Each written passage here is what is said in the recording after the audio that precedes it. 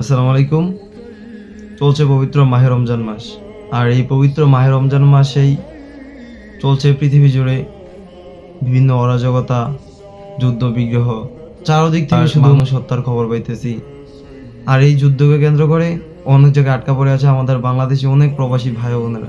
আপনাদেরকে বলি ভাই, আপনারা যথাসম্ভব নিরাপদ স্থানে সইরা যান। আর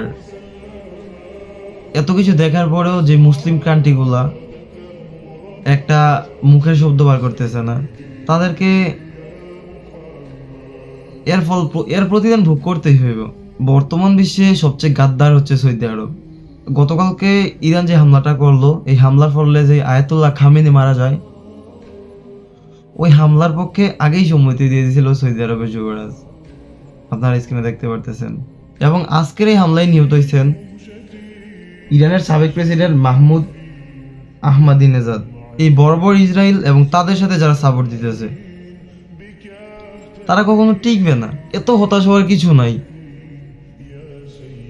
এই ইসরায়েল আমেরিকার কতটুকুই বা পাওয়ার হয়েছে, আর এদের থেকে কত বড় বড় শক্তিশালী জাতি ছিল, আদ জাতি, সামুদ জাতি, ওদের কাছেই তো আল্লাহ একদম ধসাই দিছে। ওদের কোনো চিহ্নই রাখছে না এই জমিনে আল্লাহ। ওরা পার পেয়ে যাবে। পবিত্র কোরআনে আল্লাহ তাআলা বলছেন, অতঃপর তারা সামান্য হেসে নিক, শীঘ্রই তারা তাদের কৃতকর্মের ফল ভোগ করবে। সো অবশ্যই একটা কথা বলি, এই যুদ্ধ বিগ্রহ জুড়ে আমাদের বাংলাদেশে যেই প্রবাসী ভাইয়েরা আছেন, বোনেরা আছেন, আপনারা নিরাপদ স্থানে সইরা যান। আপনাদের নিরাপত্তাটা জরুরি এবং নিজেদের খেয়াল রাখবেন। আর আপনারা ধৈর্য ধরেন। আল্লাহ সর্বোত্তম পরিকল্পনাকারী। আল্লাহ অবশ্যই আমাদের সহায় হবেন। আল্লাহ অবশ্যই মুসলিমদের সহায় হবেন। তিনি সবকিছু দেখেন ও সবকিছু বোঝেন। যদি আমরা আল্লাহর উপর ভরসা রাখি, কখনো আমরা পথভ্রষ্ট হব না। এবং দোয়া করি আল্লাহ অতি শীঘ্রই তাদেরকে জমিনের সাথে ধসিয়ে দেখ, তাদের অস্তিত্ব নিশ্চিহ্ন করে দিক। আমিন।